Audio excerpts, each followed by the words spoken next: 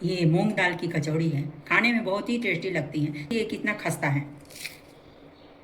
चलिए हम देखते हैं ये कैसे बनता है। आज हम बनाएंगे अंकुरित मूंग दाल की कचौड़ी, जिसकी सामग्री है अंकुरित हुआ किया हुआ मूंग है, हरा मिर्ची है, लहसुन है और अदरक है। अब इस सारे सामग्रियों को हम ग्राइंड कर लेते हैं। अब ये हम ग्राइंड कर लिए हैं। अब इसको हम गैस की तरफ चलते हैं। ये मेरा फ्राई पैन गर्म हो गया है। हम इसमें 1 चम्मच तेल डाल ले रहे हैं। जीरा, आधा टीस्पून सौंफ डालेंगे इसमें। अब आधा टीस्पून ही धनिया डालेंगे साबुत। हल्का इसको हम चटक जाने देंगे। अब ये मेरा चटक गया है। अब इसमें हम जो ग्राइंड किया हुआ है वो ये मूंग साबुत वाला ये हम इसमें डाल देंगे। अब इसको हम मिक्स कर लेते हैं और इसी में तुरंत ही 1 चम्मच बेसन डाल देते हैं बाइंडिंग के लिए। हम बेसन को अच्छी तरह से मिक्स कर लेंगे, नहीं तो जहाँ तहाँ रह जाएगा तो गांठे रह जाएगा तो अच्छा नहीं रहेगा। पीसते टाइम इसमें बिल्कुल पानी नहीं डालिएगा। नमक वमक डालेंगे तो ये खुद ही पानी छोड़ देगा। अब इसमें हाथों से रगड़ कर 1 चिटकी जवाइन डाल देंगे हम इसमें। टीस्पून अब डालेंगे हम मंगराई। अब इसमें हम डालेंगे 1 चम्मच गरम मसाला। 1 चम्मच डालेंगे हम काश्मीरी मिर्च। अब इसमें हम डालेंगे टीस्पून हल्दी पाउडर। अब इसमें डालेंगे 1 पिंच हींग। अब सारे सामानों को हम मिक्स कर लेते हैं।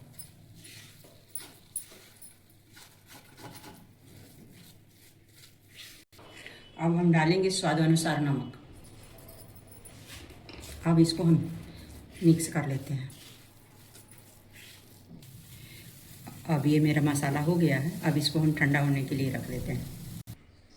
अब हम इसका डो लगा लेते हैं। तो हम इसमें 1 कप मैदा डाल रहे हैं और ये हम 2 कप मैदे से बनाएंगे तो हम ये दूसरा कप। अब इसका हम मोयन कर लेते हैं। आप इसमें चाहें तो आधा मैदा आधा सूजी कर सकते हैं। अब 1 चम्मच हम घी डाल करके इसका डो लगा लेते हैं। इसमें हम आधा पिंच नमक, आधा ही पिंच हम काला जीरा डाल लेंगे। अब इसमें डालेंगे 1 चिटकी जवाइन। हाथों से रगड़कर हम डाल लेंगे कि इसका ताकत खुशबू बना रहे। अब ये मेरा मिक्स हो गया है। ये मेरा मोइन भी कंप्लीट है। देखिए मुट्ठी बंध रहा है, मतलब परफेक्ट है। अब इसको हम थोड़ा थोड़ा पानी लगा करके इसका हम डो लगा लेते हैं।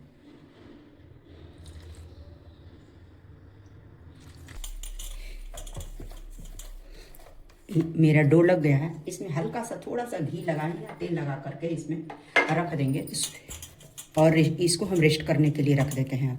अब हमारा आटे के देख लेते हैं। अब इसको आटे को थोड़ी हाथों से मल लेंगे थोड़ी। ये इसमें 2 हिस्सा हम कर लेंगे। दोनों हिस्सा बराबर होना चाहिए। अब एक हिस्सा को हम रख देंगे और दूसरे हिस्सा को हम बेलेंगे। इसको हम थोड़ी सी हम आटा छिटक लेंगे और इसका हम एक शीट तैयार कर लेंगे।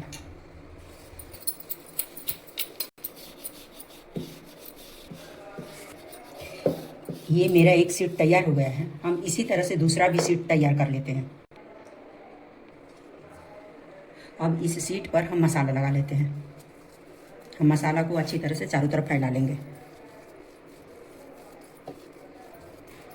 हम इसके चारों तरफ फैला लिए हैं। हम इसी पर बेला हुआ ये दूसरी हम चपाती रख देंगे। हम इसको थोड़ा हाथों से ऐसे बराबर कर लेंगे। हम इसको थोड़ा बेलन से बेल देंगे। अब इसको हम कटर की सहायता से या चाकू की सहायता से हम एक कट लगा लेंगे।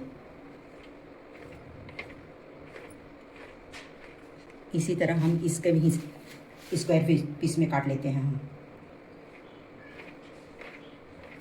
हम इसका एक पीस उठा करके अब हम बनाएंगे।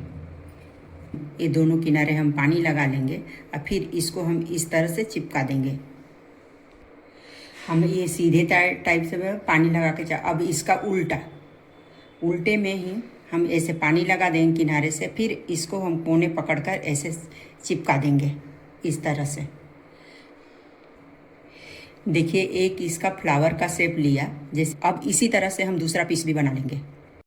फिर से हम दोबारा दिखा रहे हैं। ये हम दोनों किनारे ऐसे पानी लगा दिए और फिर इस तरह से हम चिपका दिए। फिर इसी तरह से हम उल्टा,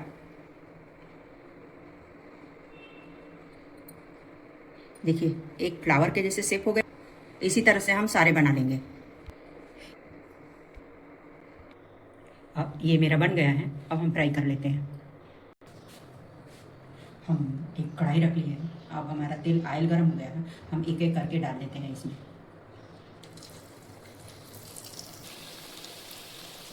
ये मेरा जब एक तरफ सेक जाएगा तब हम पलटेंगे इसको, अभी छेड़ेंगे नहीं थोड़ी देर के लिए। अब हम इसको एक एक करके पलट लेते हैं। ये मेरा फ्राई हो गया है। अब इसको हम निकाल लेते हैं।